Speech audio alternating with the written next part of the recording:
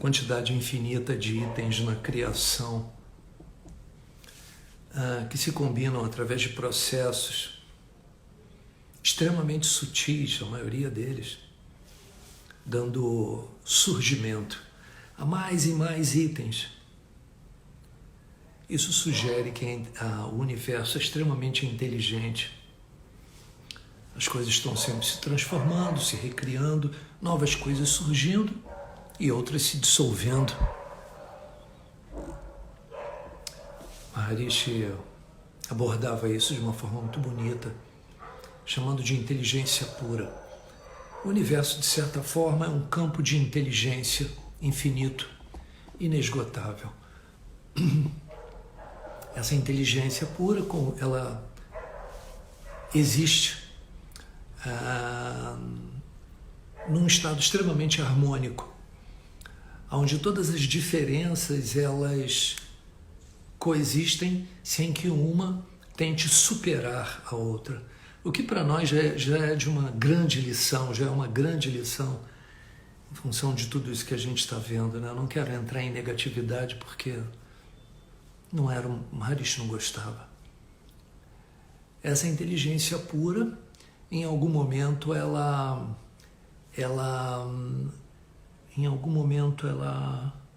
oscila. Em algum momento ela se move. E no momento em que ela oscila e se move, algo é criado.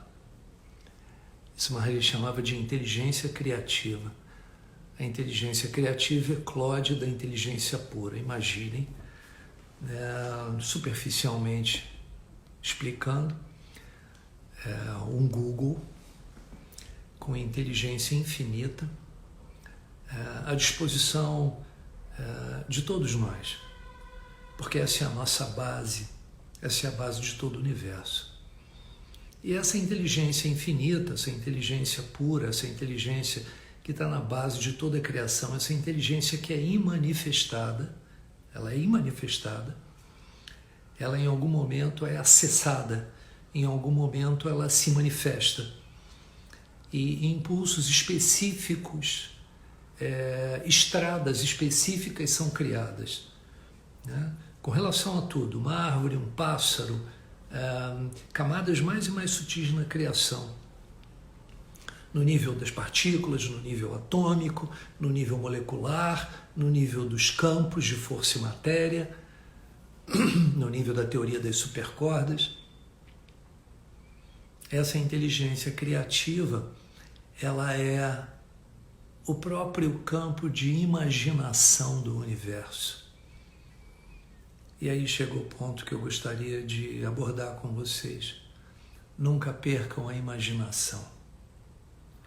A imaginação é algo importantíssimo porque é através dela que nós alcançamos patamares mais e mais evoluídos na vida, criativos na vida. Obviamente que nós estamos falando sobre ordem, sobre estabilidade, né? Nós estamos falando sobre progresso, né? Nós não estamos falando sobre desordem, anarquia, destruição, que até em si existe inteligência. Nós estamos falando no potencial criativo do universo, que depende em si de desejos, depende em si, esse potencial criativo, de necessidade. Então o universo cria demanda, né, através de situações que acontecem. E o próprio universo responde a essa demanda. Imaginem que nós criamos a demanda para as nossas vidas. E isso funciona tanto para o lado ruim quanto para o lado bom. E isso depende exclusivamente da nossa imaginação. Se a nossa imaginação estiver ancorada nesse campo de harmonia, né, esse campo onde a inteligência é pura, imaginem que a criatividade, ela eclodirá, ela surgirá, sempre no sentido de nos jogar para frente na vida, no sentido de aumentar a nossa felicidade, nosso campo de responsabilidade. Todas as variantes do amor, todas as variantes do amor são experimentadas de formas cada vez mais sutis e sublimes. Portanto, nunca neguem a imaginação. Ela é a única faculdade criativa nos seres humanos. A única faculdade poética, e nós não podemos abandoná-la. Negada, a imaginação se torna muito vingativa. Negada, ela se torna um pesadelo. É como a energia que sai pela culatra, né? Ela se torna destrutiva. Fora isso, ela é muito criativa e nada mais. Porém, se você resolve suprimir essa capacidade de expressão de vida do universo que se dá através da criatividade, algum conflito surgirá. Um conflito entre essa necessidade universal e você mesmo, que não deixa ela se expressar. Isso se dá através do estresse, usando uma linguagem bem moderna. A ciência, ela nunca terá condições de ganhar da arte. A lógica nunca irá se sobrepor ao amor. A história nunca pode ganhar do mito.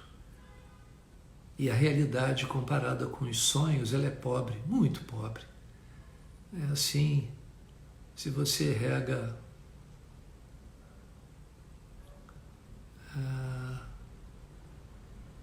alguma ideia, com imaginação, a tendência dela é crescer. Se você vai contra a sua imaginação, abandone esse ponto de vista, porque o sofrimento será a matéria-prima da sua vida. Nos ensinaram a sermos pessoas objetivas, o que não é errado, pessoas factuais, realistas. E isso, de certa forma, vai eliminando a inocência, a nossa capacidade sonhadora, que é o verdadeiro êxtase. Todas as grandes leis da natureza que foram percebidas por grandes cientistas foram como um insight. Não tinha a lógica envolvida na história, e sim a inocência. É um estado muito delicado, de bem-estar. Eu não vou chamar de euforia, mas de bem-estar. E através disso parece que a fonte original ela foi alcançada. Quando Newton descobriu a lei da gravidade, quando ao longo da história, conforme as leis na física, química, matemática foram descobertas. Deus deve ser uma pessoa imensamente imaginativa. É só olhar para o mundo. Não sei quem é que criou toda essa história que está aí, mas o fato é que isso é tão criativo, parece um sonho que se tornou denso. Por isso que eu acho que Deus deve ser um grande sonhador. Tantas cores, tantos movimentos, tantas formas, tantas músicas diferentes. A existência é um arco-íris. E deve ter nascido, surgido de algum processo tão inteligente, que foi capaz de se combinar, combinar-se dentro de si mesmo e gerar tudo isso daí. Maharishi dizia que a arte é um método gracioso e hábil para o indivíduo realizar alguma coisa. A arte de viver. Qualquer fase da vida, ela consiste em dominar a fase que você está vivendo. É o único meio para dominar qualquer uma, ou todas as fases da vida, toda a multiplicidade, todas as diferenças, é utilizando o potencial que o ser humano tem. E isso se dá através da utilização de alguma técnica para você chegar nisso. A arte de viver, ela possibilita ao ser humano viver valores que sejam cada vez mais plenos, a vida mais expandida, realizando cada vez mais no mundo e, ao mesmo tempo, alcançando um status de liberdade que seja cada vez maior. Isso só pode se dar através de um nível de consciência que seja muito amplo. Podemos chamar isso de Deus, uma superconsciência. A arte de viver é a arte de deixar fluir, fluir a criatividade através da corrente da vida. Cada aspecto da vida ele tem que ser injetado de muita inteligência, de muito poder, para que o indivíduo se realize cada vez mais, encontre campos de realização que sejam cada vez maiores. Maharishi falava muito sobre o arranjo floral. Ele dizia que o arranjo floral consiste em trazer beleza para o todo, através da arte da arrumação das flores dentro do vaso.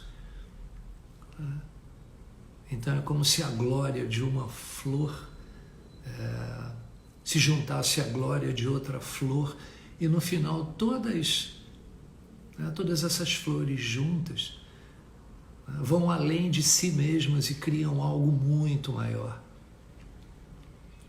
Isso ele usava como exemplo para mostrar para a gente a realidade de um campo que é transcendental, que suplementa, que vai além de tudo que é objetivo e além de tudo que é subjetivo.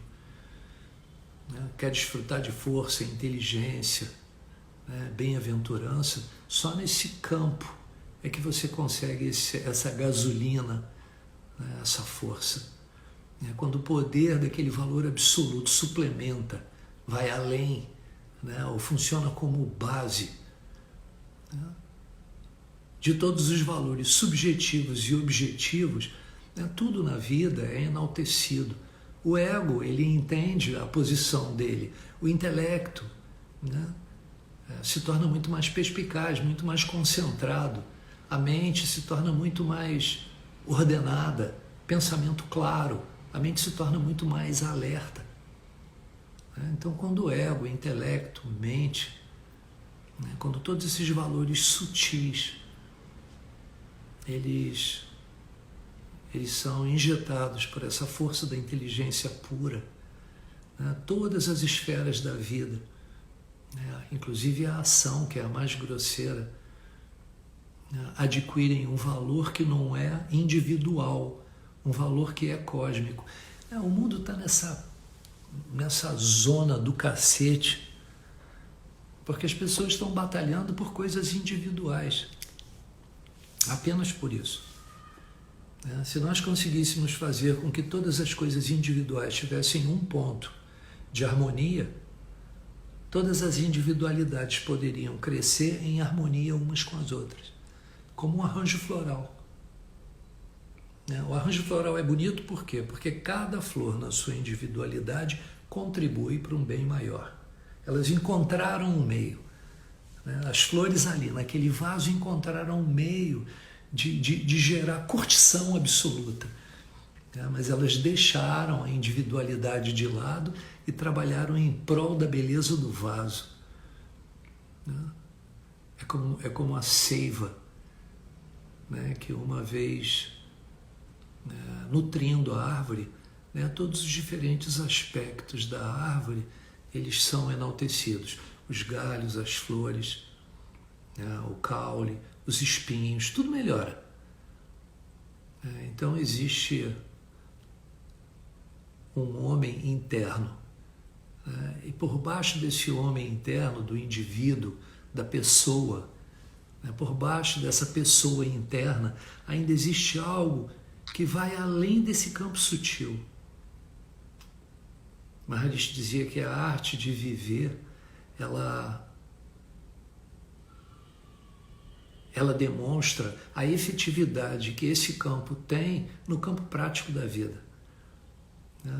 Ou seja, o indivíduo ele tem que se nutrir adequadamente, tem que absorver o ser, né, no seu aspecto mais sutil, na vida, no seu aspecto mais sutil. E o subjetivo com isso, ele é infundido pelo ser. O subjetivo são as qualidades sutis, os sentimentos da gente, o intelecto, né? Isso daí é o aspecto sutil do ser humano, né? E tem os aspectos grosseiros, o corpo, o meio ambiente. Tudo isso vai melhorar também. Para que uma árvore cresça, né, se torne alta, madura, né, é fundamental que haja eficiência na captação de recursos por sua raiz. Se a raiz não tiver a capacidade de levar alimento a todas as áreas, né, e distribuir de uma forma adequada para todas as diferentes áreas, a árvore vai para o brejo. Então, a criatividade é um baita de um combustível na vida da gente. E essa criatividade, o mais interessante é isso. Ela é adquirida onde? Ela é adquirida num campo silencioso. O que você precisa para isso? Um exercício para transcender. Um exercício para você transcender. Um exercício para você transcender. Sai do campo da análise. Sai do campo do julgamento. Sai do campo da interpretação pessoal. Vai para aquele campo abstrato, né? Parece que, é uma melê, parece que é uma bagunça danada, né? Parece uma anarquia. Não é. Na hora que o indivíduo é capaz de experimentar o final do mantra, antes do início do pensamento, ele expande a percepção dele dentro de um campo onde a inteligência é pura. No momento em que esse campo ele é alcançado, no momento em que a pessoa captura esse campo, ao abrir os olhos, tendo que fazer as coisas do dia a dia, né, como pai, como marido, como esposa, como profissional, como médico, como escritor, como músico, o cacete que for. O que vai brotar aí é o valor dessa inteligência pura em diferentes segmentos da vida. E aí a vida fica maneiríssima, fica muito gostosa, porque o cara progride sem passar por cima das leis da natureza. Muito pelo contrário, sendo apoiado pelas leis da natureza. Mas dizia que isso é estar em aliança com a lei natural. Vamos continuar o nosso trabalho, não vamos dar muita atenção para a negatividade. Isso não significa, né, trabalhar para mudança. Agora, trabalhar para mudança no nível da seiva, no nível da raiz. Trabalhar para mudança no nível da folha, tentar colar a folha com um super bonder, né? Tentar acabar com a praga passando uma tintinha verde. Isso aí é tentar tapar o sol com a peneira. Cansei. Agora é recolhimento mesmo. Eu curto, vou por aí, curto. Mas é recolhimento para poder ganhar gás. E aplicar esse gás aonde? Em mais felicidade, mais harmonia, maiores realizações, abraçando campos de responsabilidade que sejam cada vez maiores. Porque se não for isso, o que é? Ficar em torno do umbigo não rola, não dá barato. E assim, o meu humilde conselho, mantenham a regularidade. Dias bons, dias que vem pensamento, dia que dá sono, aí o cara bebe, no dia seguinte que tá um trapo, né? No outro dia tá cheio de problemas, não importa, mantenham a regularidade. O próprio campo do transcendental, ele vai dar ordem em tudo. Se apurrinhem, não. Deus, né? A gente diz poeticamente, Deus vai dar um jeito em tudo. Parece nonsense, mas não é não. Deus vai dar um jeito em tudo. Um grande beijo, Jay Gurudev.